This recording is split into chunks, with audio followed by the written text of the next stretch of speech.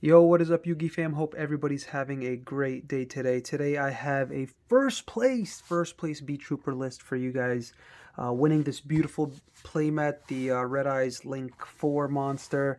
The artwork is absolutely fantastic. I love this artwork so much. It's a really cool playmat, official tournament store right there. It was really fun today. We did 4 rounds. Round 1 was PK. Round 2 was a mirror match, which was pretty good match. Round 3 was Invoked Dogmatica, and round 4 was against PK. And it was. I mean, the deck definitely performed very well. It was consistent in what it does. Gave us all the interruptions we needed to be able to take the wins. Fortunately, which was awesome. So yeah, let's get right into the list. I'm excited to share the changes that I've made. I feel like I always rotate between the same cards. The Just like the tech cards, I would say, but like for the main deck, like the main cores, Beetroopers and the Battle Wasp, it's always say the same. It's 3 Scout Buggy, 2 Sting Lancer. For the Beetrooper stuff, I think this is pretty standard, and I feel like this works out perfectly every single time. And then for the Battle Wasp stuff, I'm still at on 3 Sting, 3 Bullseye, and then 2 Twin Bow, and then obviously the 1 Air Ballist. 2 Twin Bow still very good. I do want to bump like Twin Bow up to 3, to be honest, just because I want to see extenders. Twin Bow also allows you to play like a little through Nibiru, because you don't have to control an insect to special summon it. You can just special summon it, and then you're locked into insects for the rest of the turn, which is fine. But I do like Twin Bow. I like that it doesn't need like any setup to be able to special summon itself. It just locks you into insects from the extra deck for the rest of the turn, which is totally fine. So this is it for our 2 engines, the Battle Wasp stuff. Airblast is like so good, man. It's such an amazing follow up. In one of the games today, I crashed it into a Nibiru, so that way I can summon Sting from the deck, and then Sting searched me another Bullseye, and I was able to combo off that way on my following turn after I searched Airbalist, which was really awesome. That is it for the Battle Wasp stuff and the Beetrooper stuff. Moving on to the other engine cards. We have 2 Galaxy Worm. I'm still running 2 Galaxy Worm. I think it's a really good starter. It's nothing like too crazy, but you want to have more starters in the deck. Like you have Sting, Scout Buggy. Those are like your 1-card starters that get you 2 bodies very easily. But you want you want a couple more starters. So obviously that's why Galaxy Worm's in here. It just gets you 2 insects on board. And so I felt like it was definitely worth running, just justified running the card to be able to see insects more, and be able to combo off. 3 Resonance, broken. We have 1 Goki Pull, still on 1. I feel like 1 is pretty fine. You could run 2, but I this isn't a card I really want to normal summon. I want to send this card off Resonance to get maximum value, so that's why I'm running it at 1. I think it's fine. Goki Boar, we have still on 1 Aztec, and then 1 Retaliating Sea. So this is one of the changes. I cut this to 1 just because it's searchable against the matchups that you need it. So I thought 1 was fine. And then 1 Doom Dozer, and then the last insect is 1 Kamungus. Having a searchable Kaiju is still amazing. Doom Dozer is still great. It's what allows you to OTK very easily. Now we have our Monster Hand Trap, 2 Ash Blossom. I think 2 is fine. I tried this today, 2 Tactics. When I drew it, it didn't come. When I drew it, it wasn't live because my opponent didn't activate any monster effects. And then, in theory, it's pretty good. I kind of want to do more testing with it, so I'm going to keep it in the main deck for now. Because it's just... so I took Crossout, right? I wanted to test this instead of Crossout because this is a better going second card. I feel like when you don't know if you're gonna go first or second, if you're gonna win the die. Oh, by the way, I lost all my die rolls today. All 4 rounds, I lost all my die rolls. So game 1, I was always going second today. So because that's one of the reasons that I wanted to play this card is that if I did lose a die roll, going second, this card against combo is more likely to be live. Against most matchups, it's more likely to be live than crossout would be. I feel like this is also a better top deck than crossout because you know, when you're going second again against an established board, this could come up to take like Dragoon or Appaloosa or something like that. Just gives you the versatility also of shuffling cards back into your and getting knowledge, also getting that big advantage over your opponent by looking at their hand, shuffling anything back, and just knowing what most of their cards are besides what their 6 card would have been. So I thought that was pretty good. So I'm going to do more testing. One droplet, I only have one. I kind of want to play 2. I'm trying to get another one. I just want more ulties because I don't want to. I think personally getting the ultis is probably worth it. But yeah, I would probably try this at 2. 1 is fine. I did see it today, which was very, very fortunate. I saw it like three times today.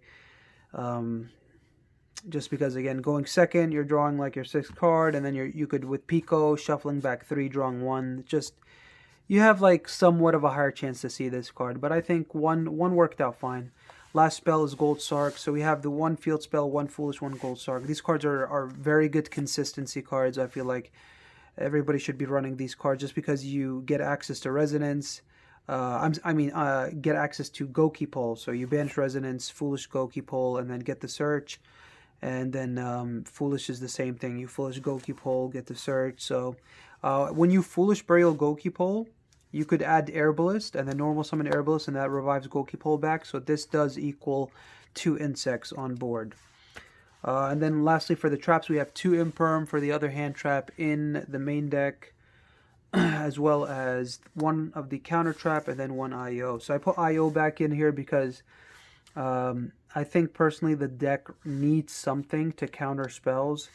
And I know it's a one-of, it's like a really sacky one-of, but I'd rather have the opportunity to see this card and have it be a complete blowout against cards that really rely on like their power spells than not have it. So that's the justification right there, that the reason that I wanted to really put this card back in the deck is just to be able to have access to it in the deck, pretty much. I mean, if I draw it with my combo, it just makes my combo so much better.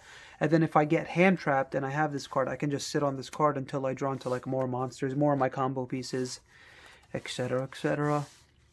For the extra deck, still on 2 Armor Horn. So many matches, guys. I've played so many matches with this deck, and 3 never comes up. Maybe like in the grind game, maybe the day hasn't come yet where I missed the 3rd. It hasn't, but maybe the day will come someday. But until then, I'm only going to be running 2 copies. I think 2's absolutely fine. I know I see so many lists playing 3. I'm personally telling you, you don't need 3 just because I've played so many matches, guys. So many, and just in testing, if 3 did come up, I would definitely put a 3rd one, but 3 never comes up. Most of the matches are just like, you're just done in like a couple of turns because this deck can easily OTK. And then if you are in the grind game, like, I don't know, like, personally, I feel like your hand resources are only going to last you so much. So, like, how many times you're going to be able to resolve this guy to normal summon again from hand? And if you do have that card advantage already, like, you should have just, like, won the game by then. I don't know, just personal preference. If you want to play 3, play 3. I'm just telling you from personal experience that it does not come up. If I were to up any card to 3, it would probably be Pico, because Pico can shuffle like any of the extra deck monsters, any of the insects in your extra deck back into the extra deck, so that way you can manage your resources that way. But I think 2 Pico was also fine because I would shuffle back the first copy of Pico with the second copy. That way I can just keep looping. There was also times today where I had access to like multiple resonance insects, and I would just shuffle them back, so that way I would be able to like resolve Pico again and again to equip resonance to be able to search like Doom Dozer, a Kaiju, stuff like that. I didn't want to burn out through resonance that quick, so it was really nice that I could just shuffle the copies that weren't needed back into the main deck. Still on 1 Shino. Shinobi's coming up less and less, to be honest.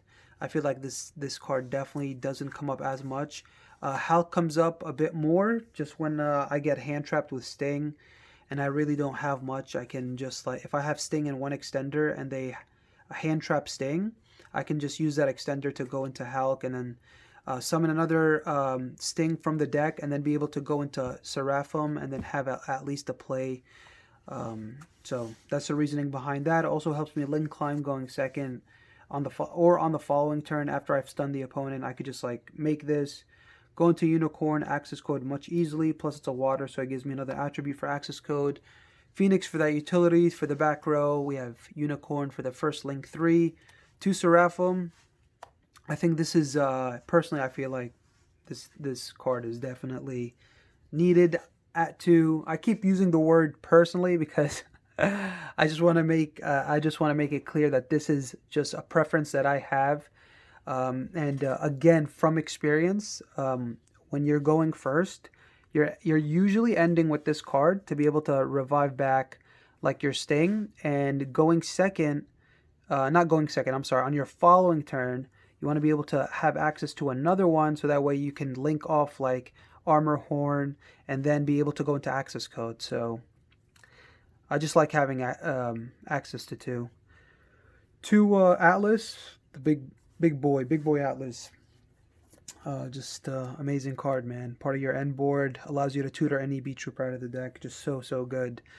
I think 2's fine. Also, we have 1 Boros, 1 access code, and then 1 Cicada. So all these cards came up today. The only cards that I didn't make today were Shinobi and the Boros. And to be fair though, Boros, it did come up, but I messed up. I made a misplay, and when I pitched, I used droplets, and I pitched the wrong insect from my hand. I was supposed to pitch Resonance, but instead I pitched a Scout Buggy, and that was, I don't know how, I just blanked out, and I just pitched Scout Buggy instead of Resonance. If I was able to pitch Resonance, because I used Red Reboot against him that game, and but unfortunately I lost that game because I didn't go Boros.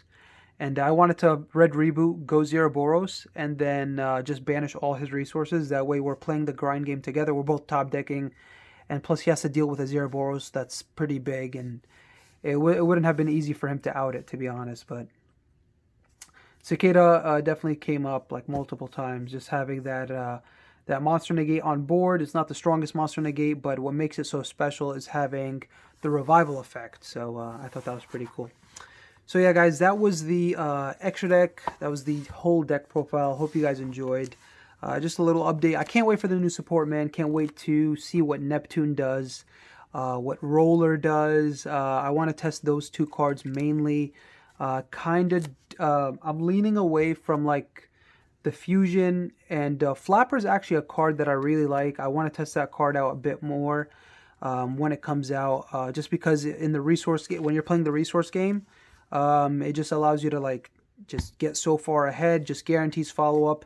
Not that you don't have guaranteed follow-up, but it's nice that you have like a card like Flapper in the deck to just like summon on your following turn, maybe to add back like Neptune and a Roller, or like just anything like Scout Buggy, even though you can't use its effect. I don't know why Flapper has that restriction. It's so like, it's so bad, but I mean, I'd rather have these new cards than not have them. For sure though, Neptune and Roller are going in the deck. For Roller, I'm going to take out the Aztec just because Roller's way better. It can be normal summoned. I think that's a big thing, that I can normal summon that card, and I can use its effect to special by banishing something.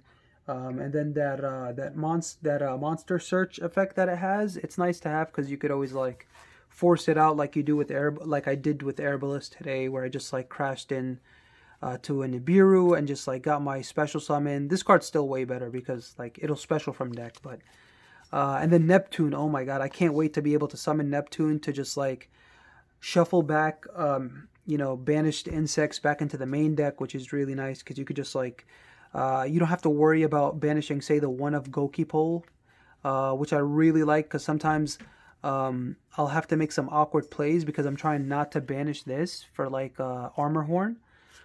So it's nice that I can just banish it with ease in mind, because I know I'm going to be able to shuffle it back into the main deck with Neptune. But yeah, guys, if you guys do enjoy my deck profiles, I would really appreciate if you guys gave this video a thumbs up and subscribe to the channel if you haven't already. Channel's growing. It's growing consistently.